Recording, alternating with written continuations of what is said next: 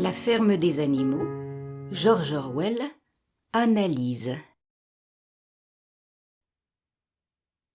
George Orwell est connu pour avoir écrit de nombreux romans, comme 1984, qui est un roman de science-fiction dystopique écrit en 1948. Il est aussi l'auteur de La ferme des animaux, paru un peu avant, en 1945. Ce roman lui sert de support pour donner son observation d'une forme de politique et dénoncer un régime totalitaire. L'histoire est ainsi simplifiée en une vie dans une ferme. Les animaux y sont les acteurs principaux. Il peut ainsi leur attribuer des caractéristiques typées. Tous les animaux sont égaux, mais certains sont plus égaux que d'autres.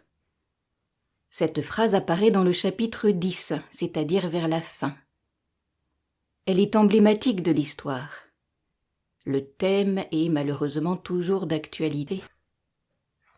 Il s'agit du mécanisme d'accession au pouvoir appliqué par un individu égoïste et autoritaire. Celui-ci s'entoure de personnes choisies, qui elles-mêmes par la suite peuvent aussi être exclues de la minorité privilégiée. L'intérêt pour le chef étant de rester le plus fort. En 10 chapitres, le livre présente la dynamique infernale d'une révolution menant à une dictature folle. Dans une ferme imaginaire, les animaux se rebellent contre leur maître, puis prennent le pouvoir. Derrière chaque espèce animale se cache une catégorie sociale. Les personnages seront détaillés un peu plus loin. Cette histoire est une satire, elle est destinée à alerter sur les comportements. Le but étant d'interpeller le lecteur. George Orwell fait ici référence à l'histoire de l'URSS. Au commencement, un vieux cochon souhaite exposer ses idées. Celle-ci semble inspirée de bon sens et d'une volonté de s'émanciper. Sa place est prise par un autre cochon plus rusé. Peu à peu, celui-ci entraîne les autres animaux de la ferme et tous finissent par se rallier à sa pensée. Loin du conte pour enfants, il s'agit d'une fable politique. Les personnages principaux. Les personnages reçoivent des noms caractéristiques. Sage l'Ancien, Napoléon, Boule de Neige, Brille-Babil, ce sont des cochons. Sage l'Ancien est le doyen. Observant que les animaux de la ferme sont exploités par l'homme, il fait un discours suggérant de se révolter. Napoléon et Boule de Neige mènent la révolte et chassent les fermiers. Napoléon, rusé et capable d'anticiper les événements à venir, réussit à s'entourer d'une protection inconditionnelle. Les chiens sont des animaux fidèles. Il soustrait des chiots dès la naissance à leur mère pour les dresser à sa façon. Ces chiens, devenus molosses, constituent pour lui une des protections des plus fidèles et les plus fiables. Boule de Neige sera soumis à Napoléon. Brille-Babil est utilisé par Napoléon car il a l'art de s'exprimer et il sait convertir les autres à son idée. Malabar est un cheval dont on peut modeler le caractère. Il est docile, l'image est bien choisie, on peut modeler comme un chewing-gum. Son leitmotiv se résume à « je vais travailler plus dur ».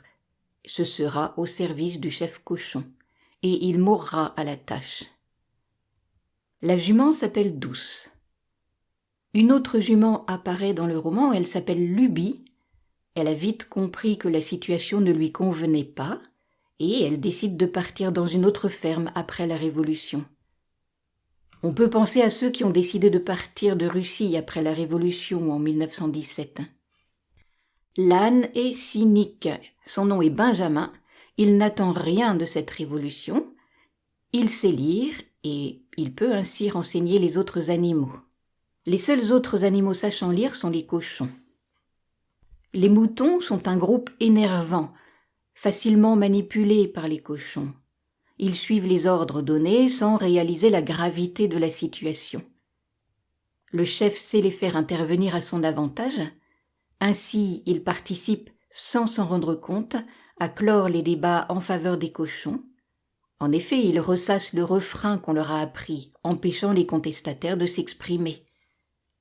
Les moutons représentent une partie du peuple.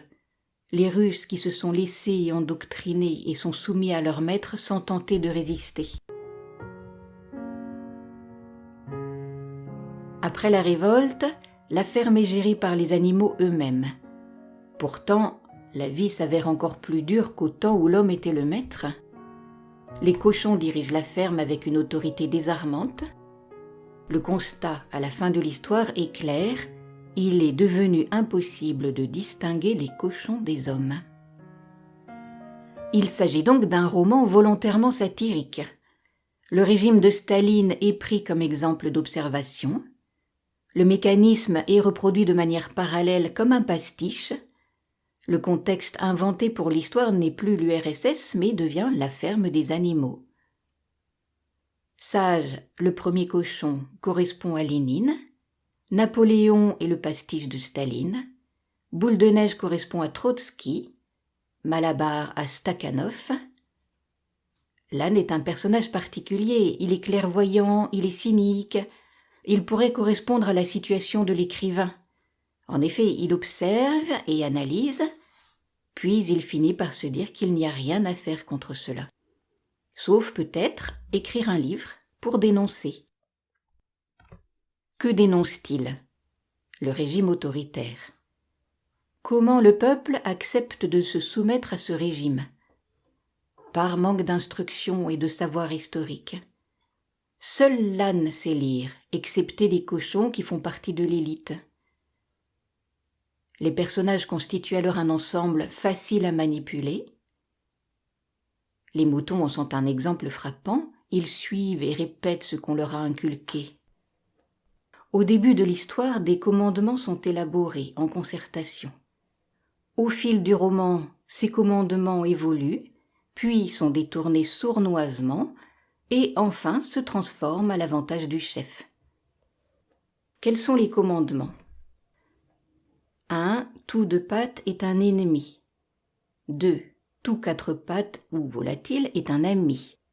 3. Nul animal ne portera de vêtements. 4. Nul animal ne dormira dans un lit. Nul animal ne boira d'alcool. 6. Nul animal ne tuera un autre animal. 7. Tous les animaux sont égaux. Ainsi, lorsqu'on apprend dans le chapitre 7 que les cochons prennent leur repas dans la cuisine, transforment le salon en salle de jeu et dorment confortablement, le commandement numéro 4 devient « Aucun animal ne dormira dans un lit avec des draps ». Le commandement numéro 6 deviendra « Nul animal ne tuera un autre animal sans raison valable », ce qui donnera l'aval pour évincer les rivaux qui dérangent. Le 5 devient « Aucun animal ne boira d'alcool à l'excès ». Ce changement apparaît après la découverte de la part des cochons d'une caisse de whisky dans la maison. Cette même nuit, on entendit, venus de la maison, des chansons braillées à tue-tête. Il n'y a plus, à la fin, qu'un seul commandement. Tous les animaux sont égaux, mais certains sont plus égaux que d'autres. Référence à l'histoire. La Révolution. Les animaux chassent les fermiers Jones et prennent leur place. Cela fait référence aux bolcheviks ayant chassé le tsar Nicolas II et sa famille en 1917. Un hymne est écrit, l'Internationale, en 1917. Il devient dans le roman l'hymne Bête d'Angleterre. Voici les premières paroles prometteuses. Bêtes d'Angleterre et d'Irlande, animaux de tout pays, prêtez l'oreille à l'espérance, un âge d'or vous est promis. Camarade est un terme utilisé par les cochons comme le faisaient les membres du Parti communiste soviétique. La bataille de chefs entre Napoléon et Boule de Neige correspond à la lutte pour le pouvoir entre Staline et Trotsky, à la suite de la mort de Lénine. Le parallèle est visible quand Boule de Neige doit s'exiler. Trotsky avait été évincé par Staline en 1927. Des exécutions sont ordonnées par Napoléon. En effet, pour rester chef, il éloigne les animaux susceptibles de lui faire de l'ombre. Ainsi, il les accuse d'être des traîtres. Staline a fait la même chose.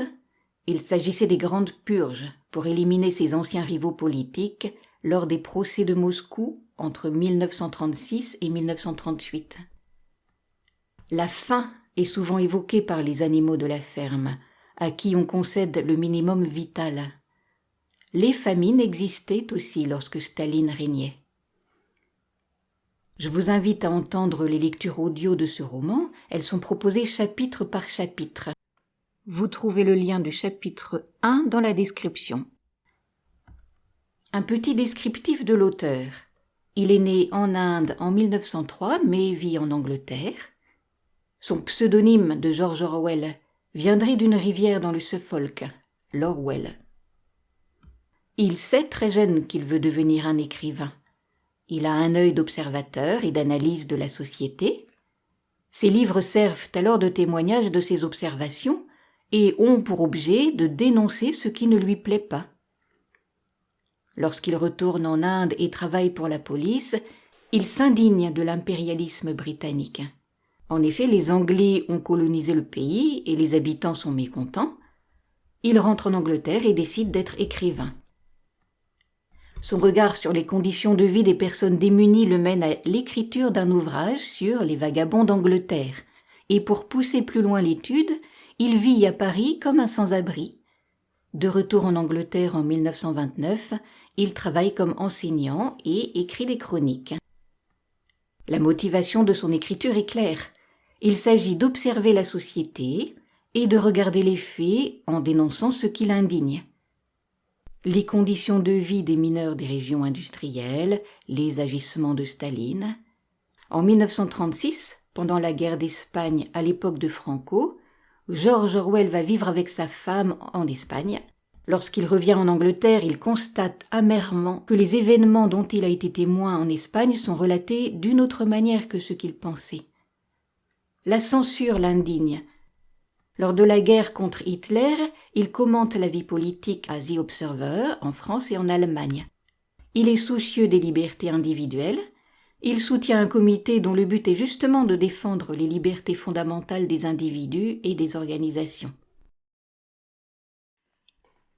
Si ce type d'analyse vous plaît, faites-le moi savoir en cliquant sur le pouce bleu et cela m'incitera à en faire d'autres.